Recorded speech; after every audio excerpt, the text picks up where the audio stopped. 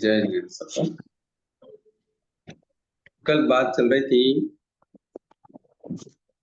चल माने चलिए और उदरिज माने उदरी, ये दो बातें हमने कल समझ ली थी। आज तीसरे पॉइंट पे चलते हैं। वेज माने वेई। वेज माने वेई का मतलब होता है जो कर्म का वेदन किया जा रहा है वो वेदा हुआ माना जाए। फर्स्ट में हमने जो बात समझ ली थी उसी पैटर्न पर ये 9 बातें हैं कि जैसे वेज माने वेई। वेज माने का मतलब होता है कि कर्मों को भोगना वेदन कहलाता है और जिस कर्मों को वेदा जा रहा है उसे वेदा हुआ कहना ये वेज माने वेय कहलाता है। समझ में आया ये बात? जी हाँ। हाँ, इस प्रकार गुरुजी आप वीडियो पे आइए गुरुजी, अच्छा लगता है। हाँ हाँ, ओके ओके।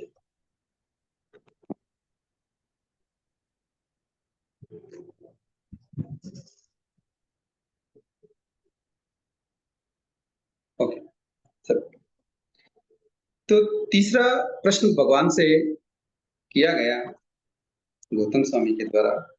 कौन सी नगरी में ये प्रश्न हुए? राजगीर। राजगृह नगरी। राजगृह नगरी में गौतम स्वामी ने भगवान से ये प्रश्न किए कि हे प्रभु, कि चल माने चलिए, जो कर्म चल रहा है उसे चला हुआ कहा जाए, या जो कर्म उदीरा जा रहा है उसे उदीर्ण हुआ कहा जाए, या जो कर्म वेदन किया जा रहा है, ये तीसरा प्रश्न, उसको वेदा हुआ मान लिया जाए। तो भगवान कहते हैं हाँ हाँ गौतम, चल माने चलिए। ऐसा ही वेज माने वेई, अर्थात जो कर्म को वेदा जा रहा है, जिस कर्म का अनुभव किया जा रहा है उसको अनुभव किया हुआ मान लेना। जैसे अब आपके मन में प्रश्न आ सकता है कि उदीरना और वेदना दोनों में क्या फर्क हो सकता है? तो दोनों में थोड़ा फर्क है कि उदय कर्म का होता है। उदय किसका होता है? कर्मों का। कर्म का होता है। और वेदन जीव द्वारा होता है। जैसे कल बताया गया था कि उद्यावलिका में कोई भी कर्म आता है, उद्यावलिका में कोई भी कर्म आता है तो उसको तो बोलते हैं उदय, है ना? इसमें इसमें ये उद्यावलिका, इसमें कर्म उदय में आता है। और जिसको पुरुषार्थ के द्वारा या अतिशय के द्वारा जो प्रयत्न से इस उद्यावलिका में कर्म को लाते हैं उसको बोलते हैं, क्या बोलते हैं उसको? उदीर्णा। और आज नया शब्द आया है वेदन। क्या शब्द आया है? वेज माने वेई, ये वेदन शब्द का प्रयोग है। इसका मतलब यह होता है कि जो कर्म उदय में आ रहा है उसका अनुभव करना। वेदन का मतलब क्या होता है? अनुभव करना। और उदीर्णा कर्मों की होती है और वेदन जीव द्वारा होता है। जैसे एक एग्जांपल से देखो, जैसे सूर्योदय में उदय किसका होता है? सूर्य का। सूर्य का उदय होता है, किंतु हाँ, पर सूर्य का दर्शन जीव द्वारा होता है। जीव क्या करता है? सूर्य के दर्शन करता है, सूर्य को अनुभव करता है, जानता है कि हाँ ये सूर्य है, गर्मी लग रही है या धूप लग रही है या धूप आ रही है या दिन हो गया है या रात हो गया है, ये कौन समझता है? जीव। जीव समझता है। तो अब ये बात समझ में आ गई, उदीर्णा कर्मों की होती है और वेदना जीव द्वारा होती है।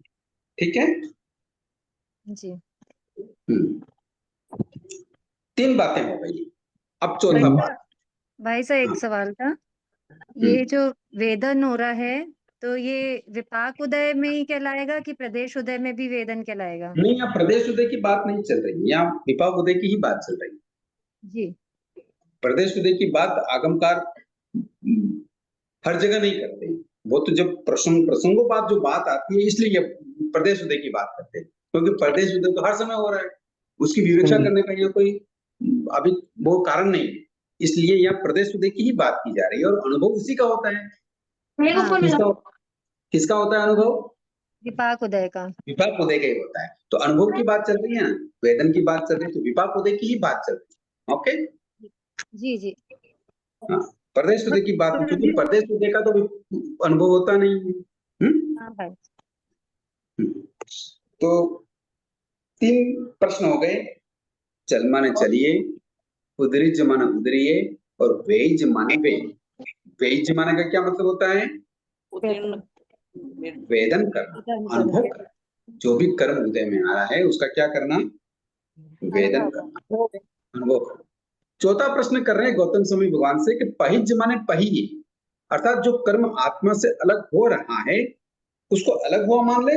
जैसा कि ये कर्म उदय में इस उद्यान के कर्म आया और यहाँ क्या हो रहा है? कर्म निर्जरित हो रहा है। क्या हो रहा है? निर्जरित हो रहा है। निर्जरित हो रहा है। तो क्या हम इसको आत्मा से अलग मान ले? अभी पूरा कर्म निर्जरित हुआ नहीं, अभी हो रहा है, तो भी भगवान कहते हैं कि उस कर्म को आत्मा से अलग हुआ मान लेना चाहिए। जैसे गिरते हुए कर्म को गिरा हुआ कहना, उसको बोलते हैं पहिज माने। गिरा हुआ का मतलब नष्ट होता हुआ, पहिज माने कहना। टीकाकारों मतलब ने पहिज माने जो काम स्टार्ट हो गया है वो हो ही जाएगा, इस हिसाब से उसको किया हुआ मानना।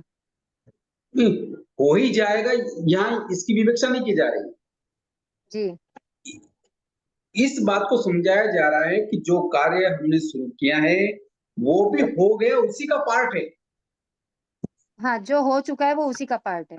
हाँ, अगर कोई कार्य हो रहा है और उसको हम हुआ नहीं माने तो फिर आगे के कार्यों को भी हुआ कैसे मानेंगे? हम्म। क्योंकि पिछले पिछले वाले सारे कार्यों का किसी भी कार्य में संपादित होने में पिछले वाले कार्य की भी क्या है? भूमिका। उपयोगिता है, भागीदारी है। हाँ है। तो ये भगवान यही समझाना चाह रहे हैं। किंतु व्यवहार में हम ऐसा नहीं देखते। व्यवहार में तो जो लक्षित कार्य है, जो लक्ष्य कार्य अपने लक्ष्य निर्धारित किया है उसकी पूर्णता को ही अंतिम मानते हैं कि भाई जो कार्य पूर्ण हुआ तभी मानते हैं हाँ ये पूर्ण हुआ। किंतु भगवान ऐसा नहीं मानते क्योंकि वो केवली है। क्योंकि जी। उनको पता है कि जो पहले कार्य हुआ था वो भी पूर्णता का ही अंश है। अगर जी। पहले जो कार्य हुआ उसको पूर्ण नहीं माने तो अंतिम कार्य को हम पूर्ण कैसे मानेंगे? जी। ओके ना? जी, वो उसी का हिस्सा है। बिल्कुल हिस्सा है, इसीलिए उसको भी पूर्ण हुआ ही मानना चाहिए। जी। गुरुजी एक बात कहूं, हाँ, एक प्रोसेस में अंडर प्रोसेस है, वो वर्क इन प्रोग्रेस है, और एक वर्क कंप्लीटेड है। लॉजिकली जो कन्वेंशनली अपन मानते हैं वो भगवान की थॉट से डिफरेंट है। भगवान केवली है ना। भगवान जी इसीलिए हाँ। तो भगवान की विवेचना करने का अलग अलग मेथड होता है। हम तो जी उस जो कार्य लक्षित कार्य जो पूर्ण हुआ वो अंतिम समय जी में देखते हैं। जैसे एक जी। मकान बन रहा है, एक मकान बन रहा है और मान लो नींव खोदी गई है, हमको यूं हम उसको कहेंगे कि मकान बन गया? अपन नहीं कहते। हाँ, नहीं कहते। अपनी युगत व्यवहार मकान में बन नहीं कहते। रहा। किंतु जी भगवान ऐसा नहीं फरमाते। भगवान कहते हैं नींव खुदी, नींव भरी, दीवारें बनी, वो भी मकान बन गए। अगर नींव को, मकानों को, दीवारों को अगर मकान बना हुआ न माने तो पूरे मकान को बना हुआ कैसे माने? कि अगर दीवार को नहीं मान रहे, फर्श को नहीं मान रहे, छत को नहीं मान रहे, तो फिर मकान को कैसे मान ले पूर्ण हो गया? किंतु व्यवहार में जो लक्षित कार्य है उसकी पूर्णता की अपेक्षा अंतिम क्षण में होता है, वही कार्य हम पूर्ण मानते हैं। ये व्यवहार में। किंतु भगवान केवली हैं, वो ऐसा कह रहे हैं कि ऐसा नहीं। ठीक है सर। कुछ और भी कुछ कंफ्यूजन है इसमें? नहीं, कंफ्यूजन नहीं है। वो हम्म। कंप्लीटेड को कंप्लीट मानने में तो किसी को एतराजगी नहीं होनी चाहिए। जो नहीं, वो तो हो ही जाता है, वो तो हो ही जी जाता है। किंतु किंतु फर्स्ट कार्य जो हुआ पहले क्षण में उसको भी कंप्लीट ही मानना पड़ेगा। ठीक है सर। जी भगवान का हाँ। ये सिद्धांत है। भगवान ऐसा ही देखते हैं केवल ज्ञान में। ठीक है सर। किंतु पहले समय के कार्य को अगर कंप्लीट ना माने तो दूसरे समय को कैसे मानेंगे? या एक एग्जांपल देते हैं कि जैसे मान लो, आगे में एक एग्जांपल आता, आगे भी आएगा फिर बताएंगे। जमाली जी विहार कर गए, भगवान ने उनको परमिशन नहीं दी, बिना परमिशन की, भगवान की आज्ञा के बिना ही वो विहार कर गए 500 साधुओं के साथ। और कालांतर में उनको दाह ज्वर हो गया, बुखार आ गई, पीड़ित हो गए और उनसे अब सहा नहीं जा रहा है, तो शिष्य से कहा कि आसन बिछा दो। थोड़ी देर हो गई तो क्या हुआ, अभी आसन क्यों नहीं बिछा? तो शिष्य कहने लगे बिछाया जा रहा है। तो बिछाया जा रहा है और बिछा नहीं, इसमें उनको संदेह हो गया कि भगवान तो कहते हैं जो कार्य किया जा रहा है वो हो गया समझना चाहिए, हो गया ही ऐसा मानना है, तो अभी तो बिछाया जा रहा है, मेरे तो आसन संस्कारक बिछा ही नहीं है। तो उनको इस संदेह से वो संकित से गिर गए। भगवान की वाणी तो उनको क्या हो गया, संदेह हो गया, और उस संदेह से उन्होंने नई व्याख्या प्रारंभ की कि जो कार्य हो रहा है उसे पूर्ण न माना जाए, उसे हो रहा है ऐसा ही माना जाए। जैसे संस्कारक या आसन बिछाया जा रहा है तो बिछाया जा रहा है, अभी बिछा नहीं है, ऐसा न माना जाए। उन्होंने नया सिद्धांत बना दिया। उनके साथ जो 500 शिष्य थे उन्होंने भी पहली बार तो वही बात स्वीकार करी। उनकी धर्म पत्नी या उनकी माँ भगवान की पुत्री, क्या नाम था उसका, प्रियदर्शना ना, जी हाँ। उसने भी वही बात स्वीकार कर ली। अब विहार हो रहे थे, कालांतर में विचरण हो रहे थे, विचरण करते करते प्रियदर्शना जी एक कुम्हार के आवाड़े में, आवाड़ा ही बोलते हैं राजस्थान में, आवाड़ा जहाँ मटके पकते हैं, उस कुमारशाला में आई। कुमारशाला में आई तो वो श्रावक था। कुमार कौन था? भगवान का श्रावक था, भगवान के सिद्धांतों को जानता था, तत्वों को जानता था, और उनको ये पता भी था कि इन लोगों ने या इन साधुओं ने भगवान के सिद्धांत के विरुद्ध प्ररोपणा की है। तो उसको सुधारने की दृष्टि से उनको, प्रियदर्शना जी को भगवान की वाणी पर पुनः श्रद्धा हो जाए, इस दृष्टि से उन्होंने एक कार्य किया या प्रयोग किया। बैठे हुए थे मां सत्य जी और उन्होंने क्या किया, आवाड़े से एक जलता हुआ कीड़ा, जलता हुआ अंगारा लाके उनकी साड़ी पे डाल दी, चादर पे डाल दिया। तो फटाक से झाड़ी जैसे ही पता लगा महासती जी को कि अरे मेरी साड़ी जल रही है, तो उन्होंने कहा अरे मेरी साड़ी जला दी आपने। क्या बोले महासती जी, आपने मेरी साड़ी जला दी?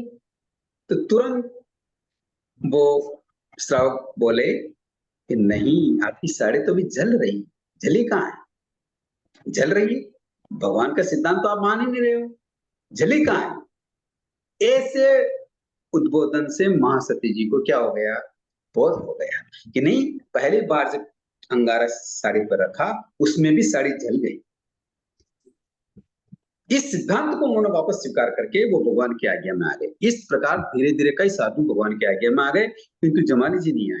तो कहने का मतलब ये है कि पहली बार में भी अगर कोई कार्य हो रहा है तो उसको पूर्ण ही मानना पड़ेगा, और पूर्ण ही मानना ही है, अन्यथा भगवान की आज्ञा के क्या होंगे, हम बाहर होंगे।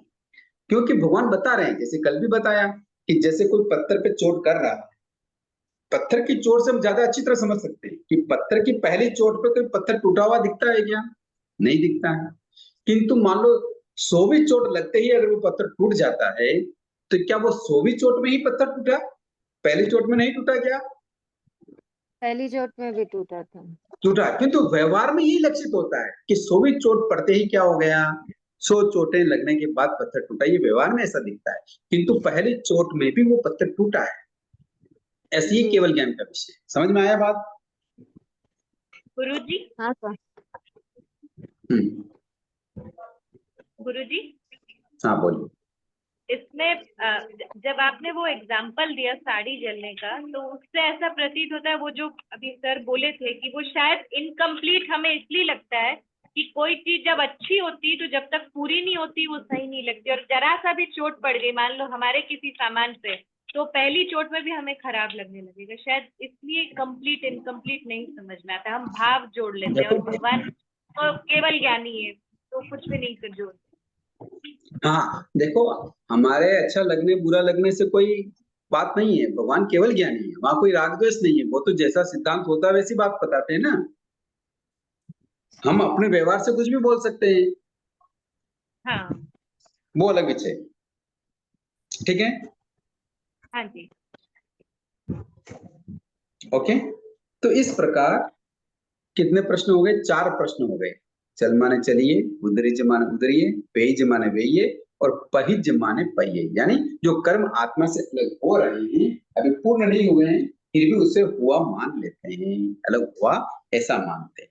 ओके, इसी प्रकार पांचवा प्रश्न में छिज माने छिन्ने, यानी जो कर्म छेदन किया जा रहा है उसे छिन्ना हुआ माने, मतलब छेदन होते हुए को छेदा हुआ कहना, अर्थात स्थितिघात करते हुए को स्थितिघात किया हुआ कहना, अपवर्तना के द्वारा दीर्घकालिक स्थिति को अल्पकालिक करना, ये सब स्थितिघात के द्वारा छिद्द माने छिन्ने। समझ में आया? ये तो उदयावलिका में कर्म उदय आ रहे हैं, इसलिए हम उसको क्या क्या बताया, पहिज माने पहिए, मतलब आत्मा से जो कर्म अलग हो रहे हैं उसको पहिज माने पहिए। किंतु कुछ कर्म ऐसे होते हैं जिनको हम क्या करते हैं, मैंने कल बताया था, कुछ कर्म ऐसे होते हैं कि जिनको हम क्या करते हैं, अपवर्तना कर्म। अपवर्तना कर्म का मतलब समझे आया? उद्वर्तना कर्म और अपवर्तना कर्म है ना। अपवर्तना कर्म का मतलब होता है जो दीर्घकाल की कर्म प्रकृति होती है ना, दीर्घकाल, जो दीर्घकाल की कर्म प्रकृति होती है उनको हम क्या कर देते हैं, कम कर देते हैं, अल्पकाल के कर देते हैं, हाँ, इसको क्या बोलते हैं हम, अपवर्तना अपवर्तना। हाँ, अपवर्तना कर्म। और इसी को कहते हैं छिन्न माने छिन्ने, यानी इन कर्मों का हमने क्या कर दिया, छेदन कर दिया। छेदन कैसे करते हैं, एक एग्जांपल कि जैसे एक लोहे का चद्दर होता है ना, एक लोहे का चद्दर होता है, वो लोहे का चद्दर जैसे बारिश में पड़ा रहता है तो उसके ऊपर क्या लग जाती है, जंग लग जाती है, जंग लग जाती है, तो वो कई जगह से छिद जाता है, टूट जाता है, खड्डे हो जाते हैं। उसी प्रकार हम अपने पुरुषार्थ से, अपने अध्यवसाय से, अपने मन के परिणामों से जो अपवर्तना कर्म वाले होते हैं, तो दीर्घकाल की स्थिति वाले कर्म को हम क्या कर देते हैं, अल्पकाल कर देते हैं, उसको बोलते हैं छिन्न माने छिन्न। आया समझ में? एक और एग्जाम्पल लेते हैं, छिन्न माने, हाँ बोलो। अपवर्तना को वापस समझाइए ना, हाँ जी, एक बार वापस समझाइए ना। यानी छिन्न माने छिन्न का मतलब होता है कर्मों का छेदन भेदन करना, टुकड़े टुकड़े कर देना, मतलब उसको छिन्न भिन्न कर देना। यानी तो ऐसा कैसे संभव है, अपवर्तना के बाद, अपवर्तना कर्म के द्वारा जो दीर्घकाल की कर्म प्रकृति होती है उनको हम अल्पकाल का कर देते हैं, उसको बोलते हैं अपवर्तना कर्म। तो ये कैसे होता है, अध्यवसाय के ऊपर, और ऐसा करके हम छिन्न माने छिन्ने, यानी जो छेदन किया जा रहा है कर्म उसको हम छेदा हुआ माने। पर छेदन कैसे करते हैं, ये बात ऐसे करते हैं छेदन। अभी वो छेदन पूरा हुआ नहीं है, नष्ट हुआ नहीं है, किंतु जैसे वो लोहे का चद्दर बारिश में जंग लगने से क्या हो गया, जगह जगह खड्डे पड़ गए, जंग लग गया, किंतु अभी वो पूरा नष्ट नहीं हुआ, किंतु जो जितना नष्ट हुआ उसको भी हम नष्ट हुआ माने। समझ में आया बात? जी। तो इस प्रकार हम छिन्न माने को छिन्ने ऐसा कहते हैं। ये पांचवा प्रश्न है। अब भिज्ज माने भिन्न, और इसमें कोई प्रश्न है आपका? अपवर्तना का कोई एग्जाम्पल है? एग्जाम्पल दिया ना अभी चद्दर का। अच्छा, चद्दर। हाँ, अब छठा प्रश्न करते हैं गौतम स्वामी कि भिज्ज माने भिन्न, कि जो कर्म भेदन किया जा रहा है उसे भेदा हुआ कहा, यानी भेदन होते हुए को भेदा हुआ कहना, यानी रसगात करते हुए का रसगात किया हुआ कहना, पूर्वबद्ध कर्म के तीव्र रस को अपवर्तना कर्म के द्वारा मंद रस कर देना, ये कहलाता है भिज्ज माने भिन्न। पहला तो आया अपवर्तना कर्म, यानी दीर्घ स्थिति को हमने क्या किया, अल्प कर दिया, अल्प कर दिया। ओके, अब यहाँ जो गाढ़ रस वाले थे, यानी वेदन बड़ा कड़वा था, बड़ा कष्टदायी था, उसको भी हमने क्या किया, भेदन कर दिया। अब अध्यवसाय के द्वारा क्या कर दिया, अपवर्तन करने के द्वारा वो तीव्र रस वाले कर्म का भी हमने क्या कर दिया, मंद रस कर दिया। तो मंद रस किया जाता हुआ को क्या कहते हैं हम, भिज्ज माने भिन्न, यानी अभी किया जा रहा है उसको भी हम भेदन किया हुआ मानते हैं। समझ में आया? जी। जी भाई साहब मतलब ऐसा अपवर्तनाकरण से ये समझ सकते हैं ना कि लोहे की चद्दर जो ज्यादा समय तक चलती, लेकिन हम्म। जंग लगने के कारण वो कमजोर पड़ गई, वो हाँ जल्दी हाँ नष्ट हो जाएगी, हाँ, वो वैसे तो ही है, कर्मों का। किंतु जैसे जैसे कमजोर पड़ी है उसको, उस चद्दर को भी हमने नष्ट मानना ही पड़ेगा कि चद्दर नष्ट हो गई। जी वो मैं अपवर्तनाकरण का समझना चाह रही हाँ, थी, अपवर्तनाकरण अपवर्तनाकरण यही में कहेंगे। ओके ओके, हाँ अपवर्तनाकरण में ऐसा ही, वो कम, मतलब वो उसकी स्थिति स्थिति। का मतलब जैसे जो चद्दर पे जंग नहीं लगती तो कल्पना जी करो वो 100 साल तक चलती, होगा ना, जी उसकी स्थिति कितनी थी, 100 साल की। 100 साल की, किंतु पानी गिरने से और जंग लगने से उसकी स्थिति कितनी हो गई, 60 साल 50 की। साल हो गई, कम साल हो गई, 10 साल हो गई, 5 साल हो गई, है ना। तो ये अपवर्तनाकरण के द्वारा होता है कि ये दीर्घकाल की कर्म प्रकृतियां अल्पकाल वाली हो जाती ये छेदन का हो गया भाई साहब, और भेदन का ये समझ जाएंगे कि उसकी क्वालिटी में जो डिफरेंस आ गया, है, वो उसकी डिफरेंट आ क्वालिटी गया, जो उसका गिर रस गई वो जो था भेदन है। जी ऑटोमेटिकली हो गया। जैसे जी चद्दर था तो चद्दर कितना भारी होगा, वजन वाला जी होगा, किंतु जैसे ही जी जंग लगा और उसकी स्थिति कम हुई, कमजोर हुई, तो वो वैसे भी क्या हो गया, जल्दी टूटने वाला हो गया, पतला उसका हो रस भी गया। कम हो गया, उसको मेहनत नहीं करनी पड़ेगी तोड़ने में, है ना। जी तो उसका कर्म का रस भी कम कर देना, ये होता है विद्यमान धूल। जी ओके। जी अब आता है डज्जमाने डड्डे, यानी जो कर्म जलाया जा रहा है उसे जला हुआ माने, यानी जलते हुए के जला हुआ कहना। अच्छा, अर्थात ध्यान आदि से कर्म प्रदेशों को जलाकर अकर्म रूप कर देना। ये कब होता है, ये शुक्ल ध्यान रूपी ध्यान अग्नि से विवेक्षित है। ये प्रश्न किससे विवेक्षित है, जो शुक्ल शुक्ल ध्यान ध्यान कहते से हैं। और शुक्ल ध्यान कौन ध्याते हैं, केवली और और कोई नहीं देता है क्या। आठवें गुण स्थान से शुक्ल ध्यान है। हाँ, मतलब शैलेशी अवस्था में शुक्ल ध्यान के चौथे भेद में जब समुच्चय क्रिया अप्रतिपाती नामक ज्ञान द्वारा केवली भगवान अनंतानंत कर्म प्रदेशों को अकर्म रूप करते हैं, तो वो जो कर रहे होते हैं तो किया हुआ मान लेते हैं, यानी डज माने डजते, यानी जल रहा कर्म को जला हुआ मानना। ठीक है, ये चौथे पद में आ जाता है, शुक्ल ध्यान के चौथे भेद में जब समुच्चय क्रिया अप्रतिपाती नामक वो ध्यान में होते हैं, तब वहां अनंतानंद कम प्रदेशों को वो क्या कर देते हैं, अकर्म रूप बना देते हैं चलाकर। समझ में आया, ठीक है ना। एक बार आप जी एक एग्जाम्पल से बता देंगे एग्जाम्पल, अब इसमें एग्जाम्पल नहीं चल सकता क्योंकि ये केवली की बात आ गई ना, जैसी किसकी बात आ गई है, हाँ केवली भगवान। ये केवली भगवान की बात आ गई। अब यहाँ ध्यान की बात, जैसे जैसे ध्यान को अग्नि का रूप बताया गया, आगमकारों ने ध्यान को किसका रूप बताया, अग्नि अग्नि का। अग्नि का रूप बताया। कि जैसे अग्नि में हम कोई कंडे डालते हैं, लकड़ी डालते हैं, कुछ भी डालते हैं, तो अग्नि उसको क्या कर डालती है, जला जल देती है। देना, जला भस्म देती कर है, देती है। उसी भस्म कर देती है। इसी प्रकार ध्यान रूपी कोष्टक में भेद कर, ध्यान रूपी कोष्टक, जैसे ये अग्नि है, ध्यान रूपी कोष्टक में भेद कर जो चिंतन किया जाता है, जो अद्वशय हमारे वर्धमान होते हैं, उस चिंतन को चौथा भेद किया जाता है। शुक्ल ध्यान का चौथा भेद समुच्छम, समुच्छम अप्रतिपाती, क्या बताते हैं, अप्रतिपाती मतलब गिरने वाला नहीं। समझ में आया ये, ऐसे यहाँ समूर्छम का क्या आशय है? समुच्चिम नहीं, समुच्चिम नहीं, समुच्छम का क्या समुच्चिम, आशय? समुच्चिम, समुच्चिम क्रिया, मतलब समुच्चिम क्रिया का मतलब होता है कि अंतिम समय की क्रिया, अंतिम समय की जो क्रिया की जाती है, कर्मों का छेदन भेदन किया जाता है, समुच्चिम मतलब उनको छिन्न भिन्न किया जा रहा है, उस समय की जो क्रिया होती है समुच्चिम क्रिया। ये शुक्ल ध्यान का एक भेद है, इसको क्या बताया गया है, शुक्ल शुक्ल ध्यान ध्यान का का भेद। समुच्चय का मतलब कर्मों का समुच्चय नाश करने की क्रिया, ये चौथा भेद। क्योंकि शुक्ल ध्यान के चौथे भेद के बाद तो पांचों भेद तो है ही नहीं ना, जी 4 भेद ही हैं।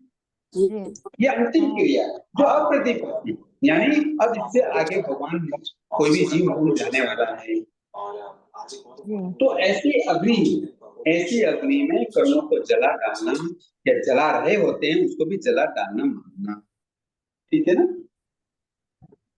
जी हम्म।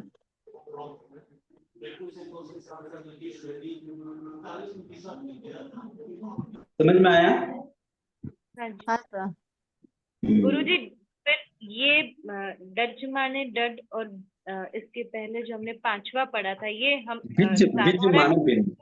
हाँ। भिज, हाँ, भिज माने भिन्न और छिज माने छिड़ने जो है उसमें भी लिखा था कि केवल ज्ञान की प्राप्ति के बाद केवली भगवान योग निरोध करते हैं, मतलब ये हम साधारण मनुष्य नहीं करते, ये सब केवल हाँ, ये ज्ञानी प्रथम जो चार हैं, प्रथम चार जो बातें बताई गई है वो बातें सपक श्रेणी में मोहनी कर्म का नष्ट होना विवेक्षित है, क्योंकि प्रथम चार पद केवल ज्ञान की उत्पत्ति से हेतुभूत कहे गए हैं। यानी जो पहले जो कर्म बताए गए हैं, जैसे उद्रिज माने उद्रिये, चल माने चलिए, वेज माने वेइये, पहिज माने पहिए, ये केवल ज्ञान की समाप्ति तक समझना चाहिए। ऐसा नहीं समझे आप? नहीं, क्यों? एकदम नहीं। जैसे मान लो कोई कर्म नष्ट हो रहा है ना, कोई कर्म नष्ट हो रहा है, उसका वेदन हो रहा है, तो उसका वेदन जब अभी शुरू हुआ तो उसका वेदन नष्ट भी तो होगा ना, वो कर्म नष्ट भी होगा। अगर वो कर्म नष्ट हो गया, घाती कर्म नष्ट हो गए, तो क्या क्या क्या उत्पत्ति होने वाली है? केवल ज्ञान की उत्पत्ति होने वाली है। तो इस प्रकार ये जो प्रथम के ये जो चार जो हैं, ये आत्म प्रदेशों से कर्म प्रमाणों को विलग कर केवल ज्ञान की उत्पत्ति में सहायक होने से, चारों पद उदय संबंधी होने से एकार्थक कहे गए हैं, और ये चारों पद क्रमिक होते हुए भी एक समान काल वाले होते हैं। एक ही अंतर मुहूर्त में क्रमशः अलग अलग चारों क्रियाएं होती है, अतएव तुल्य काल अपेक्षा चारों पद क्या हैं? एकार्थक भी हैं। इसलिए इन चारों पदों को क्या कहा गया है? केवल ज्ञान की उत्पत्ति में सहायक कहा गया। समझ में आया? हाँ। और जो चीजें आपको पांचवें छिन्न माने छिन्ने, भिज माने भिन्ने, डज माने डड्डे और मिज माने मड्डे और निजरिज माने निजरे, ये चारों जो पांचों पद हैं ये केवल ज्ञान की उत्पत्ति के बाद। समझ में आया? हाँ। इस प्रकार बताए गए। ठीक है। हाँ सर। अब डज माने डजे हो गया, तो अब क्या है? निज माने मडे, यानी आविची मरण द्वारा प्रतिक्षण मरते हुए को मरा हुआ कहना, यानी मरते हुए के मरा हुआ कहना, अर्थात प्रति समय आयु कर्म के पुतगुणों का नष्ट होना, ये कहलाता है मिज माने मडे, आविची मरण द्वारा। समझ में आया? ये आयु कर्म के बिना अन्य कर्म भोगे नहीं जा सकती, अतः इस कर्म की प्रधानता बताने के लिए इसका कथन थोड़ा अलग से किया गया है। यानी आयु कर्म के दलिकों को क्षय करना, ये पद आयुष्य कर्म के क्षय की अपेक्षा से है। अंतिम अंतर मुहूर्त में आयु कर्म के दलिकों को क्षय करते हैं, इसलिए ये पद बताया गया मिज माने मडे, यानी आविचीकरण के द्वारा हम क्या करें? आविचीकरण का आशय? आविचीकरण अलग अलग विवक्षित हैं। दो तरह के मरण होते हैं, दो तरह के मरण होते हैं जी। यानी आविची मरण का मतलब होता है जो प्रतिक्षण घट रहा है, प्रतिक्षण ऑटोमेटिक कम हो रहा है, इसको बोलते हैं आविची मरण। ठीक है ना? जैसे हमारी आयु निकल रही है, कम हो रही है, बढ़ रही है, उम्र तो बोलते बढ़ गई, क्या बोलते हैं उम्र को? बढ़ गई। बढ़ गई, किंतु उम्र बढ़ी है, वास्तव में उम्र बढ़ी है कम हुई है? कम हुई है, कम हो रही है। दोनों तरह के मरण में तो प्रतिक्षण कम होता ही रहता है। हाँ, तो बस इसको जो ये जो मरण होता है इसको क्या कहते हैं? मिज माने मडे, यानी प्रति समय आयु कर्म के दलिकों का पुद्गलों का नष्ट होना, उसको मरा हुआ कहना चाहिए। समझ में आया? जैसे मान लो किसी की 50 साल की उम्र है और जन्म लिया, 2-4-5 साल हो गए, तो क्या उसको मरा हुआ नहीं कहें? व्यवहार में तो हम उसको जिंदा ही कहते हैं, किंतु भगवान कहते हैं कि उसकी 5 साल की उम्र कम हो गई तो 5 साल मर गया वो। 50 साल में क्या हो गए? 5 साल मर गए, तो उसको मरा हुआ ही कहें। अगर 5 साल को मरा हुआ ना कहें तो फिर 50वें साल को मरा हुआ कैसे कहेंगे? जी। ऐसा बात सिद्धांत एक ही है। जैसे ही भगवान ने शुरू में बताया कि चल माने चलिए, उसी सिद्धांत पर ये 9 बातें चलती है। समझ में आया? जी। नवा बोल है निजरिज माने निजी नहीं, यानी जिस कर्म की निर्जरा की जा रही है उसे निर्जरा किया हुआ कहना, उसको बोलते हैं निजरिज माने निजी। ठीक है? जिस कर्म से उत्पत्ति न हो, जिससे फिर से उत्पत्ति न हो, इस रूप में कर्म गुणों का क्षय होना निर्जरा है। समस्त कर्म अकर्म रूप में परिणित कर देते हैं। ये पांचों पद केवल ज्ञान प्राप्ति के बाद होते हैं तथा पांचों का कार्य भिन्न भिन्न होने से व्यय की अपेक्षा से भिन्नार्थक हैं।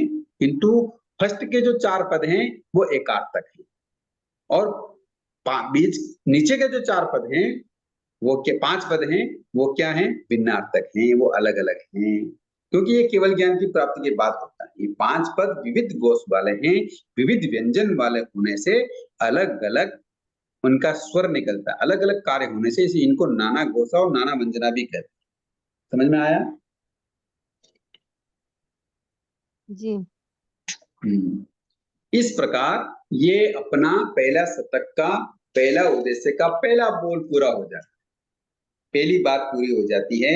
भगवान की ये 9 बोल पूरे हो जाते हैं कि चल माने चलिए, हैं, उदरीज माने उदरिए, और वेज माने वेइये, पहिज माने पहिए, छिन्न माने छिन्ने, पिज माने भिन्ने, डज माने डटे, और मिज माने मडे, और निजरिज माने निजने। समझ में आया ये बातें? जी। गुरुजी वो जो लास्ट में वो व्यंजन वाली बात है वो समझ में नहीं आ रही। देखो व्यंजन का मतलब देखो, नाना गोसा नाना व्यंजना, ऐसा बात आया था ना। तो नाना व्यंजना किसे कहते हैं? व्यंजन, जैसे विविध प्रकार के व्यंजन, जैसे क ख ग घ अक्षर को हम क्या कहते हैं? व्यंजन कहते हैं, है ना? तो इस प्रकार ये पीछे की जो बात है, 5वें, 6ठे, 7वें, 8वें और 90 प्रश्न की जो बात है, ये केवल ज्ञान के बाद की उत्पत्ति, केवल ज्ञान की उत्पत्ति के बाद ये बातें लागू होती है। जैसे छिन्न माने छिन्ने, मतलब कर्म का छेदन किया जा रहा है, उसको छेदा हुआ कहना। तो ये सब अलग अलग चीजें हैं, इसलिए इनको क्या क्या बोलते हैं? नाना गोसा, नाना और नाना व्यंजना। समझ में आया? मतलब देखो, इनको अगर व्याकरण की दृष्टि से जाएंगे तो ये बहुत लंबा चला जाता है, किंतु संक्षिप्त में आपको बता देते हैं कि पहले के 4 पद इकट्ठा नाना गोसा नाना व्यंजना है, और पीछे के 5 पद नाना नानाठम नाना गोसा नाना व्यंजना है। इकट्ठा का मतलब होता है एकार्थक, एक ही अर्थ निकलने वाला। जैसे चल माने चलिए, उदरिज माने उदरिए, वेज माने वेइये, और पहिज माने पहिए। यानी अभी जो कर्म आत्मा से अलग नहीं हुआ है, अभी हो रहा है, उसको भी हुआ मानना। जो वेदन किया जा रहा है उसको वेदा हुआ मानना, जो उदीरण किया जा रहा है उसको उदीर्ण किया हुआ मानना, और जो चल रहा है उसे चला हुआ मानना। तो ये सारे एक ही एकार्थक है। समझ में आया ना? भले भिन्न अलग अलग है, यानी उसके स्वर अलग अलग है, किंतु एकार्थक है, किंतु चलते हुए करना। अभी कर्म पूरे नष्ट नहीं हुए, वेदन पूरा नहीं हुआ, किंतु पीछे के जो 5 पद हैं वो कैसे होते हैं? कर्म छेदन के रूप में। यानी जब तक केवल ज्ञान से के द्वारा जो कर्म छेदन किए जाते हैं और मोक्ष प्राप्त करने तक के जो मैटर होते हैं वो है 5 पदों में। इसलिए ये केवल ज्ञान की प्राप्ति के बाद केवली भगवान योग निरोध करते हैं, तब वेदनी नाम गोत्र की दीर्घकालीन स्थिति को अपवर्तना के द्वारा अल्पकालीन बनाते हैं। इसलिए ये सारी चीजें केवल ज्ञान के बाद की है। ये अलग अलग मैटर हैं, इसलिए इनको क्या बोला गया है? नाना गोसा और नाना व्यंजना, ऐसा बोला गया है। समझ में आया बात? हाँ, थोड़ा।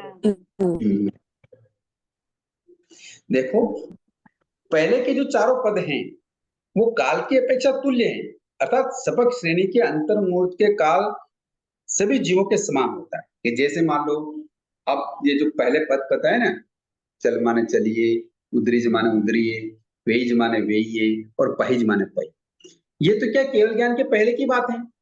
तो जो केवल ज्ञान के पहले की जो बात है वो कौन सी श्रेणी वाले होते हैं?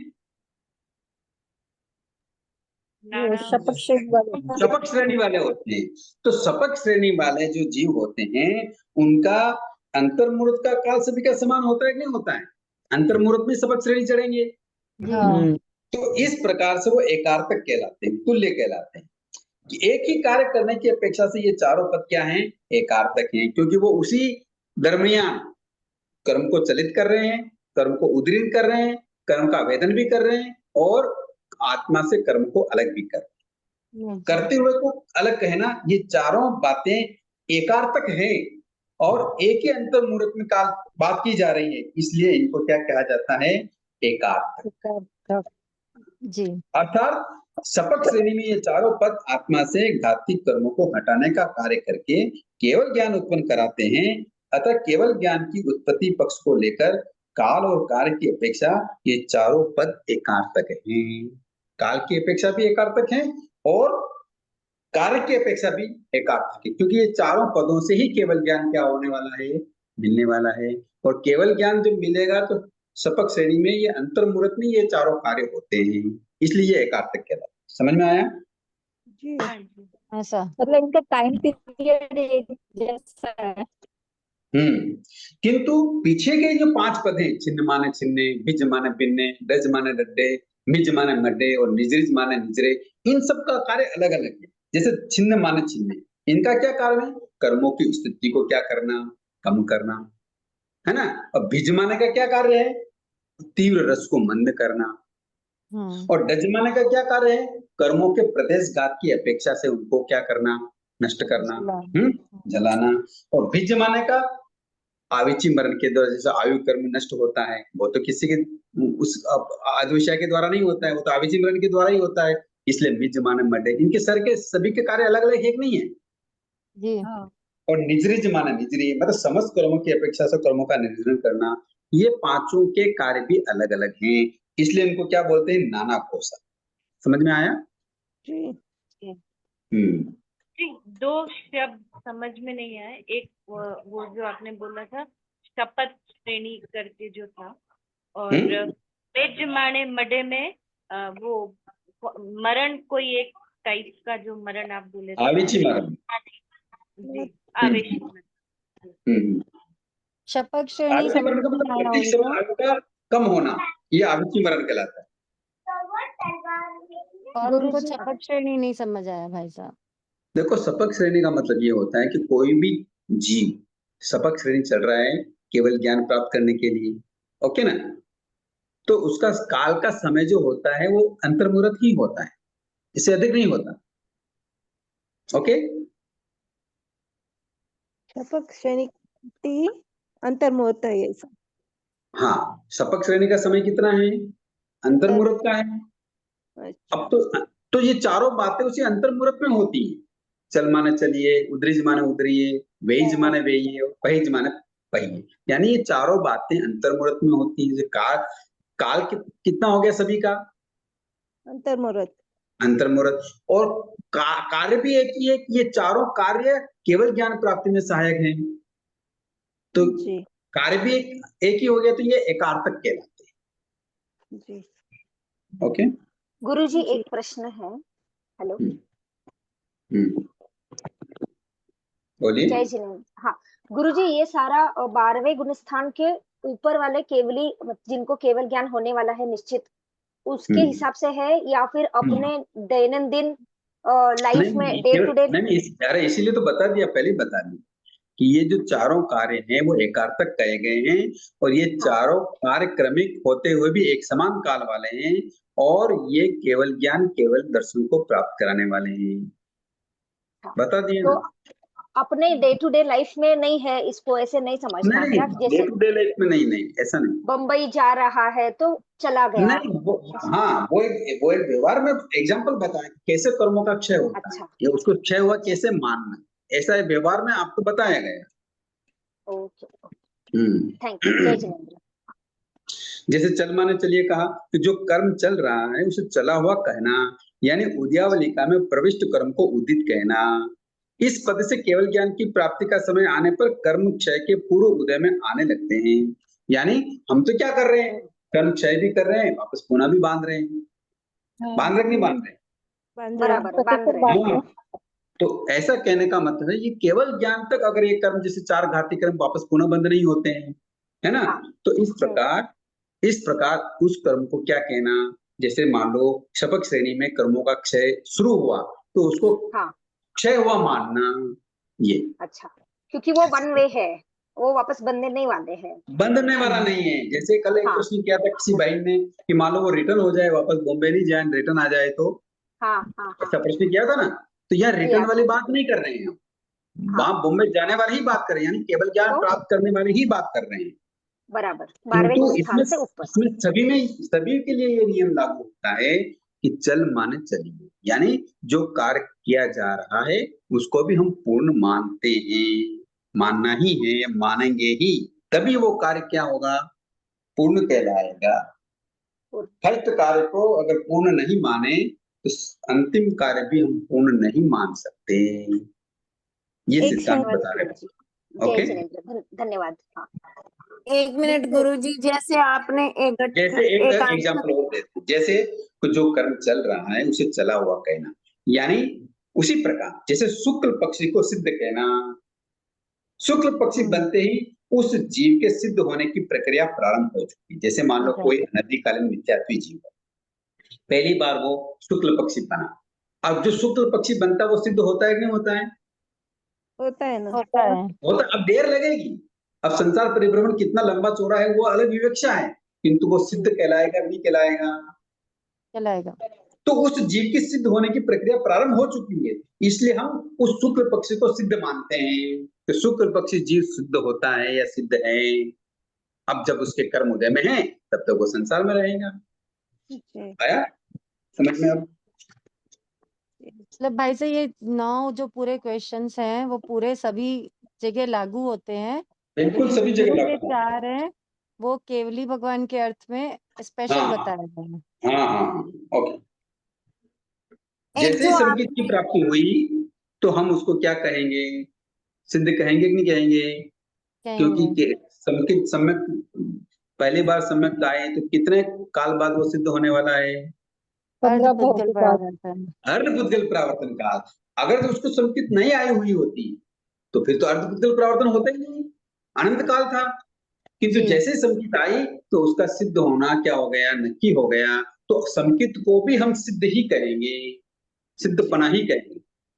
जी, समझ में आया? भगवान इस तरीके से समझाना चाह रहे हैं।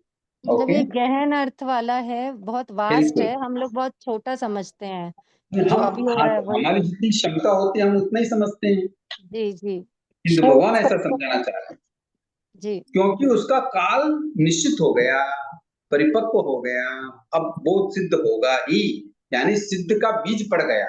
अगर बीज को हम वृक्ष न माने तो चलेगा क्या? वही वजह से आम का, अपन आम का पेड़ ही बोलते हैं। हाँ जी, पेड़ बिल्कुल, नहीं भी बना होता है तो भी उसको आम का पेड़ ही कहा जाता है, हाँ बस वैसे वही ही। बात। ओके, तो इस प्रकार ये पहले शतक का पहले उद्देश्य की पहली बात पूरी हो गई है। अब पहले शतक के पहले उद्देश्य में एक बात और आती है, वो हम शुरू करते हैं। कितना समय हो गया? देखो 15 मिनट बचे हैं, आप कोई प्रश्न उत्तर कर सकते हैं। गुरुजी, जो एक अर्थक में आपने बताया वो पहले 4 ले लिए हमने, चल माने चलिए वाले, हम्म, और नाना घोषा में अंतिम 5 ले लिए। नहीं, नाना गोसा तो उसके भी हैं, किंतु वो एकार्थक हैं। एक अर्थ वाले हैं, एक अर्थ वाले में नाना गोसा नाना व्यंजना, और ये भिन्न अर्थ वालों में, मतलब वो तो है एकार्थक और ये है क्या है, भिन्नार्थक, अलग अलग अर्थ वाले। अच्छा, वो है है इसमें एकार्थक भी नाना चारों। गोसा नाना व्यंजना, ये है भिन्नार्थक नाना गोसा नाना व्यंजना। नहीं समझ में आया?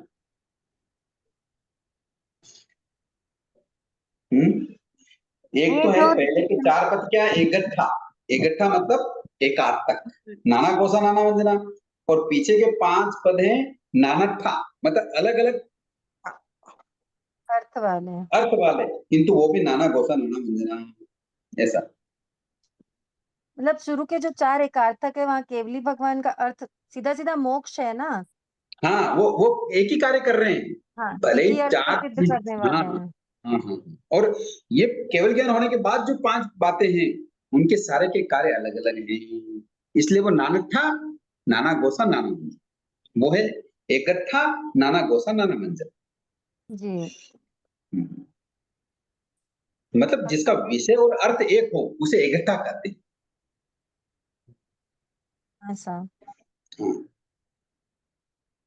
गुरुजी एक थोड़ा सा इससे डायरेक्टली रिलेटेड नहीं है, पर जब ये लास्ट के 5 पद का जिक्र हुआ तो उसमें ये था कि ये केवली होते हैं, वो कर पाते हैं जब उनके प्रथम 4 के बाद वाली स्टेज पे आते हैं।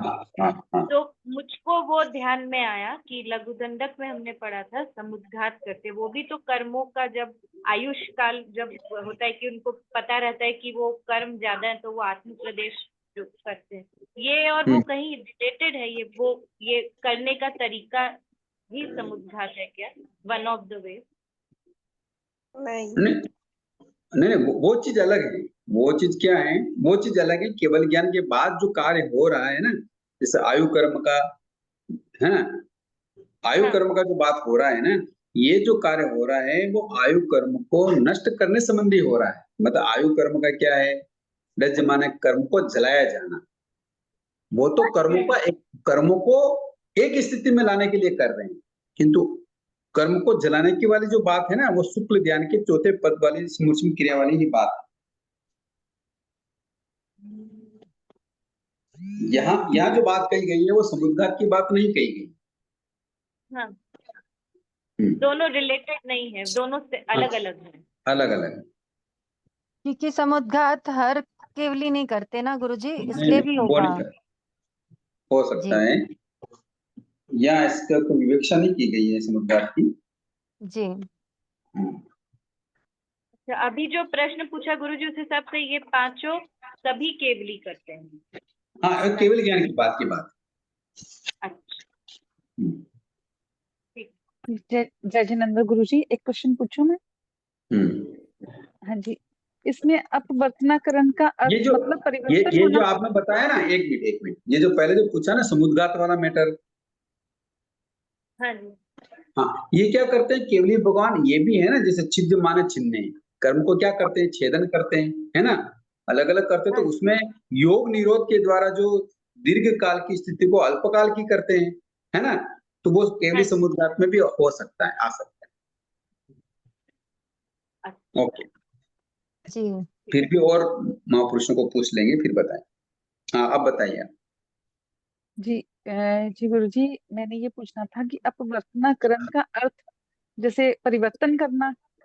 हाँ, 2 शब्द आते हैं, अपवर्तनाकरण और उद्वर्तनाकरण। एक तो किसी कर्मों को कम करना, वो कहलाता है अपवर्तनाकरण। एक किसी कर्म को और बढ़ा देना, उसकी स्थिति को भी बढ़ा देना, उसके रस को भी बढ़ा देना, वो होता है उद्वर्तनाकरण। परिवर्तन करना नहीं होगा आशा जी, वो आप परिवर्तन परिवर्तन करना नहीं, जी परिवर्तन करना नहीं। एक तो होता है उद्वर्तनाकरण, एक होता है अपवर्तनाकरण। एक तो होता है अप मतलब क्या होता है, अपवर्तना कम कर देना जी अपवर्तना, और उद्वर्तना मतलब बढ़ा अपवर्तना देना। और उद्वर्तना 2 शब्द हैं। समझ में आ गया, बहुत ओके कृपा ना? करें जी। 2 शब्द हैं।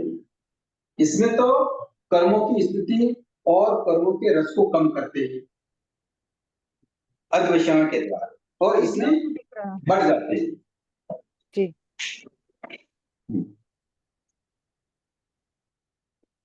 आपका वीडियो नहीं आ रहा भाई साहब। हाँ, ओके, अब आ रहा है। जी और बोलिए, इससे संबंधित कोई प्रश्न है? निर्जरा और क्षय में भी थोड़ा अंतर होता है। कर्मों का आंशिक रूप से आत्मा का अलग होना निर्जरा कहलाता है, और पूर्ण रूप से अलग हो जाना, पृथक हो जाना क्षय कहलाता है। जी ये कथन की अपेक्षा से है, ठीक है? गुरुजी ये बात समझाइए ना, क्षय और निर्जरा कैसे होता है, थोड़ा सा एक एग्जांपल के साथ। पता है ना, निर्जरा आंशिक होती है। जैसे मान लो आपके वेदनी कर्म है ना, वेदनी कर्म बहुत सारे सत्ता में है, किंतु अभी उदय में आ रहे नहीं आ रहे? आ रहे हैं। आ रहे, तो ये आंशिक रूप से क्षय हो रहे हैं। कौन कितने रूप से? आंशिक आंशिक रूप से क्षय होना कहलाती है निर्जरा, निर्जरा। और संपूर्ण रूप से कर्म का नष्ट होना कहलाता है क्षय। अच्छा है। अच्छा ठीक है। तो ये तो अपना जब तक आयुष्य रहेगा या अपनी आत्मा रहेगी जब तक तो निर्जरा ही होती रहेगी। क्षय होना बोल तो हाँ, निर्जरा ही होती रहेगी, क्षय नहीं। क्षय तो अंतिम समय में होगा।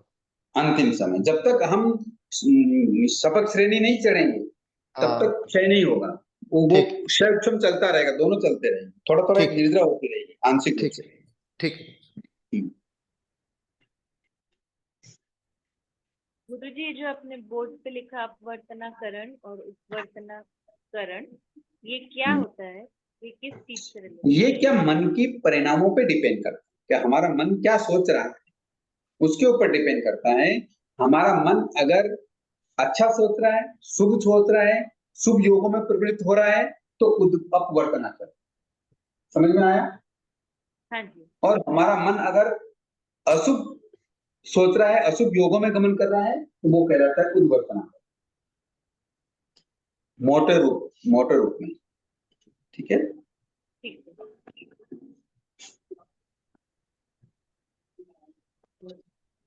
एक तरीके से किसी भी चीज को बहुत स्ट्रांग बनाना वो उद्वर्तना हो गया, और उसको कमजोर करना वो अपवर्तना हो गया।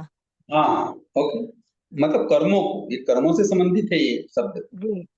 और दूसरों को नहीं। कर्मों की 10 अवस्थाओं में होनी है। हाँ, इसलिए आता है। ओके, कल से हम नया बोल सीखेंगे जिसका नाम है 45 बोल, 45 बोल, इसके बारे में हम चर्चा करेंगे।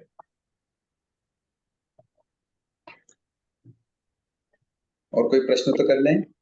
निर्जरा और एक आप शब्द एक बोले थे, निर्जरा क्षय। होता है और क्षय होता है। क्षय। इसका निर्जरा और फर्क क्षय। एक बार बता दीजिए। निर्जरा क्या आंशिक होता है, जैसे हमारे कर्म उदय में है, जैसे हमने मान लो लाखों करोड़ों भूमि पहले भी कर्म बांधे थे कि बांधे थे? हाँ बांधे थे। वो धीरे धीरे उदय में आते हैं, धीरे धीरे निर्जरित होते हैं, नष्ट होते जाते हैं, उनको बोलते हैं निर्जरा, आंशिक रूप से कर्मों का क्षय होना, यानी सत्ता से नष्ट ना हो। जैसे 8 कर्म है तो 8 कर्म हमारी सत्ता में है कि नहीं है, आत्मा के साथ लगे हुए है कि नहीं है, किंतु वो नष्ट हो जाते हैं क्या? नहीं, किंतु थोड़े थोड़े तो नष्ट होते हैं ना। थोड़े किसी का सिर दुखता है, किसी का क्या होता है, किसी के है ना तकलीफ होती है, या और कोई भी लाभ होता है, प्रॉफिट होता है, जो सब होता है, तो ये जो हो रहा है ये आंशिक रूप से होना निर्जरा कहलाता है। और जैसे मान लो अब कोई मुनिराज कर्म क्षय करने के लिए बैठ गए और उन कर्मों का संपूर्ण रूप से नष्ट कर डालना, ये क्षय कहलाता है। ऐसा एक पूर्ण रूप से तरीके पृथक होना, आत्मा से कर्मों का पूर्ण रूप से पृथक होना क्षय, अधूरा पृथक होना निर्जरा, आंशिक पृथक होना निर्जरा। भाई साहब एक तरीके से जैसे ईएमआई भरी जाती है, ईएमआई भरी जाती है कोई लोन की। हाँ, बिल्कुल सही। जी थोड़ी थोड़ी बढ़ते हैं तो निर्जरा। जी। और मान लो 5 लाख का लोन दिया, 5 लाख का चेक वापस दे दिया, भाई ले लो, नहीं चाहिए मुझे पैसा, तो लोन चुक गया कि नहीं चुक गया? जी तो ये क्षय। धन्यवाद। अप्रतिपादित से मतलब क्या सर? हाँ, अप्रतिपादित। अप्रतिपादित, अप्रतिपादित का मतलब होता है अब गिरने वाले नहीं, मतलब किसी भी कार्य से अब नीचे उतरने वाले नहीं। अप्रतिपाती का मतलब ये। भाई साहब एक बार लिख के बता दीजिए उनको, अप्रतिपाती।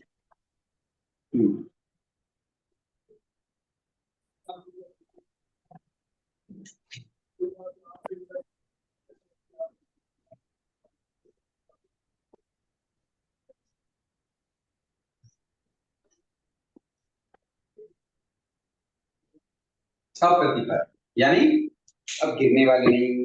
जैसे मान लो आपको सम्यकपना आया, भगवान की वाणी पे आपने श्रद्धा की, है ना, किंतु कभी किसी कारण से आपने वापस भगवान की वाणी पे आस्था न रखी, विश्वास न किया, तो आप क्या बन गए?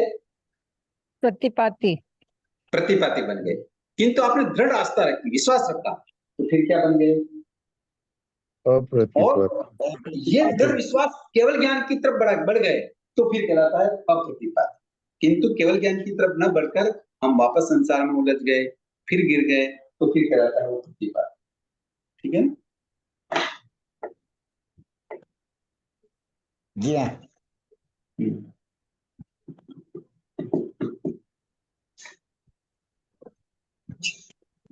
जय जिनेन्द्र जी, हाँ जय जो जी। उद्वर्तना और अपवर्तना है ना, वो हम मतलब केवली भगवान के ही होते हैं क्या? मतलब जो शपथ नहीं करते उनका ही होता है क्या, हमारा सभी नहीं के होता है? होते हैं, सभी सभी के। सभी की होती है। वो प्रतिपादी अप्रतिपादी भी एक बार समझाइए ना वापस प्लीज। प्रतिपादी का मतलब मैंने बताया हूँ कि जैसे मान लो कोई शाइक संकेत आ गए। शाइक संकेत का मतलब समझते हैं? हाँ, सम्यक। जो संकेत वापस जाने वाली नहीं, हाँ तो उसको तो बोलते हैं अप्रतिपाती।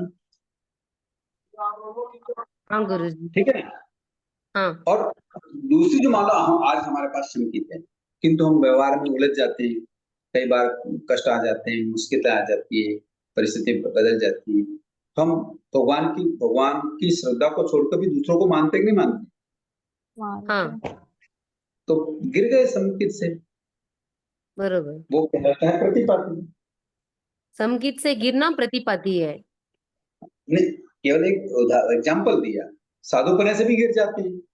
साधुपना लिया नहीं पाला, ग्रस्त बन गए, वो भी क्या हो जाए? प्रतिपाती। और साधुपना पूर्ण पालते हुए मोक्ष चले गए तो वो है अप्रतिपाती। ओके गुरु जी, ऐसा धन्यवाद। मतलब कोई चीज एक बार आने के बाद न जाए, जैसे केवल ज्ञान। केवल ज्ञान प्रतिपाती है अप्रतिपाती? अप्रतिपाती। अप्रतिपाती। मान लो अवधि ज्ञान अप्रतिपाती एक प्रतिपाती? दोनों ही हो सकता प्रतिपादी, है वो। दोनों ही हो सकते प्रतिपादी हैं, भी हो देखो। सकता है, हाँ अप्रतिपादी भी हो सकता है। हाँ, चलो बहुत अच्छा बताया। क्योंकि अगर अवधि ज्ञान कन्वर्ट होके केवल ज्ञान में बन जाए तो फिर वो गिरा हुआ अप्रतिपाती हो जाएगी। किंतु अवधि ज्ञान आया है, मानो कि नष्ट हो गया, चला गया, तो वो प्रतिपाती के दोनों तरह के हो सकते हैं। ऐसा समझ में आया? हाँ गुरु जी। हाँ सर। एक बार अपवर्तना समझाइए ना। अरे, अपवर्तना का मतलब होता है, जैसे एक एग्जाम्पल, कि आपसे कोई पाप हो गया, गलती हो गई, है ना? अब वो गलती हो गई और गलती को आपने स्वीकार कर लिया। गलती को स्वीकार कर लेने मात्र से कर्म नष्ट हो जाता है क्या? नहीं, नष्ट तो नहीं होता, कम नहीं, हो जाती है उसकी हाँ, तो कहने का मतलब उस कर्म की स्थिति कम हो गई। मान लो वो कर्म 1 घंटे तक हमारे साथ रहने वाला था, उदय में आने वाला था, हमें कष्ट देने वाला था, अनुभव कराने वाला था, किंतु उसकी गलती को हमने स्वीकार कर लिया, मान लिया। ऐसे अध्यवसायों के द्वारा उस कर्म की स्थिति हमने 1 घंटे की बजाय आधा घंटा कर ली, उसको बोलते हैं अपवर्तन। समझ में आया? जी। और उद्वर्तनाकरण, गलती करने के बाद भी हमने उसको ढक दिया, छिपा दिया, माया किया, है ना, छल किया, कपट किया, तो उस कर्म की स्थिति मान लो 1 घंटे की थी, तो ऐसा करने को हम बढ़ा दी, उसको 1.5 घंटा कर दी, 2 घंटा कर दी। ये कहलाता है उद्वर्तनाकरण। ये स्थिति और रस दोनों में लागू होगा ना भाई? दोनों में लागू होंगे, स्थिति भी लागू होंगी, रस में भी लागू होंगी। जी।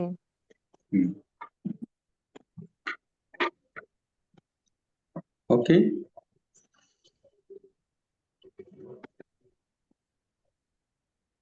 और बताइए, बातें समझ में आ रही है सबको, नहीं आ रही है? आ रही बहुत है अच्छे सर। से आ रही है हाँ, गुरुदेव, सब बहुत आ रही है गुरु। अच्छे से। सभी प्रश्न करें। 2 5 7 व्यक्ति ही प्रश्न कर रहे हैं, मैं चाहता हूं कि सभी प्रश्न करें। जी। सभी प्रश्न करेंगे तो हमारे चित्त की स्थिरता बढ़ेगी और आगम के प्रति भी श्रद्धा बढ़ेगी, आगम को समझने में भी हमें सहायता मिलेगी। बिना प्रश्न किए हम आगे नहीं बढ़ सकते। आप कल्पना कीजिए 36,000 प्रश्न हैं, कितने प्रश्न हैं इसमें? 36,000। और अधिकांश प्रश्न गौतम स्वामी ने किए। तो बताइए लाइफ में उन्होंने कितने प्रश्न किए होंगे? ये तो 36,000 तो भगवती सूत्र में है। जी। और भी तो सूत्र बताइए उन्होंने कितना चिंतन मनन किया होगा, कितना अधोक्षय किया होगा, कितना अनुप्रेक्षाएं की होगी, हैं? गुरुजी हम्म, एक प्रश्न है। हम्म, जैसे समकित से गिरने की बात हुई थी अभी, तो हम्म, अभी अपन भगवान की वाणी पे पूर्ण श्रद्धा रखते हैं, बट हम्म, कभी किसी से सुनते हैं कि देवी देवताओं की आराधना नहीं करना चाहिए, तो हम्म, किसी मंदिर के बाजू से जा रहे हैं और अपन ने पहले उनको हमेशा वंदन करते थे, अभी नहीं कर रहे, तो उनको तो खराब लगेगा, तो उनको करना चाहिए। ऐसे सब सुनते हैं, तो अपन मन में भले ही उनको देवी देवता ही मानते हैं, उनको सरागी देव ही मानते हैं, वितरागी देव नहीं मानते, तो क्या ये संकित से गिरना हुआ क्या? नहीं नहीं, देखो आपके दो प्रश्न मिक्सिंग कर लिया आपने। अच्छा, एक तो आपने क्या किया कि पहले मंदिर के सामने निकलते थे और उनको दर्शन वंदन करते थे, एक प्रश्न यही था ना। हाँ, तो दर्शन वंदन करते थे, उसमें उस मंदिर में क्या मानते थे? संसार का सुख ही मानते थे। अगर मैं अरे उनको, उसमें देव मानते थे ना, तभी तो आप हाँ उसमें देव, वंदन देव, कर रहे हो। यस तो यस, वहां देव देव ही है मानते। नहीं, वहां देव है नहीं ना। जहां देव नहीं है आप वहां देव मान रहे हैं, पहला तो ये गलती हो गया। ओके, हाँ, अब आप सुधर रहे हैं कि नहीं, भगवान ने कहा कि मंदिर में तो देवता होते नहीं, वो तो पत्थर की मूर्ति होती है, किंतु देवता तो कहाँ होते हैं? ऊर्ध्वलोक में होते हैं या अधोलोक में होते हैं या तिरछालोक में भी कुछ कुछ देवता होते हैं, किंतु वो पत्थर की मूर्ति में नहीं होते।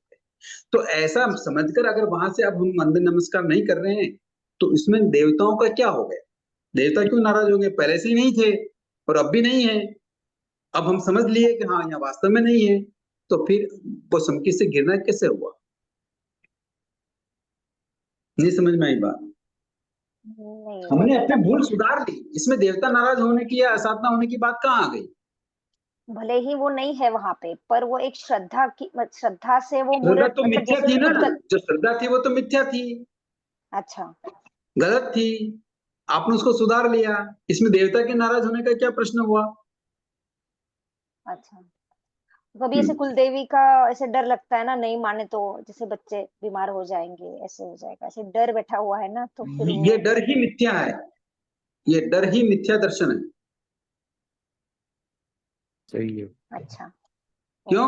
कि देवता या कुल देवी को नहीं मानने से कोई बीमार नहीं होता, बीमार किससे होते हैं? कर्मों से। हाँ असतवेदनीय हाँ, कर्म। ये ठीक है कि मान लो घर में कोई कुल देवी है तो उसको भी मानो ना, हाँ कुल देवी है, इसमें क्या दिक्कत है? देवता को देवता मान लो, किंतु देवता हमें कष्ट हाँ, देगा, वो हमें बुरा कर देगा, अच्छा कर देगा, बीमार कर देगा, ठीक कर देगा, ये मिथ्या दर्शन है। देवता अच्छा, को देवता मानने में कोई हर्ज नहीं, चाहे वो घर में भी आए। हाँ हाँ, अच्छा, मतलब देव को देव मानना और हाँ क्यों नहीं भगवान नहीं मानना, मानना। मानना ही है, इसमें क्या मना किया? भगवान ने थोड़ी मना किया देवता को देव मत मानो। देवता को देवता मानना और भगवान मानना दोनों में फर्क है। एक्चुअली हाँ हाँ भगवान मानने लग जाते हैं। हाँ, वो अलग बात है, वो विषय अलग हो गया। ठीक है गुरु जी, समझ और गए। जैन धर्म के देव नहीं मानना, मतलब वैसे जैन धर्म में तो अरिहंत और सिद्ध को ही देव माना है।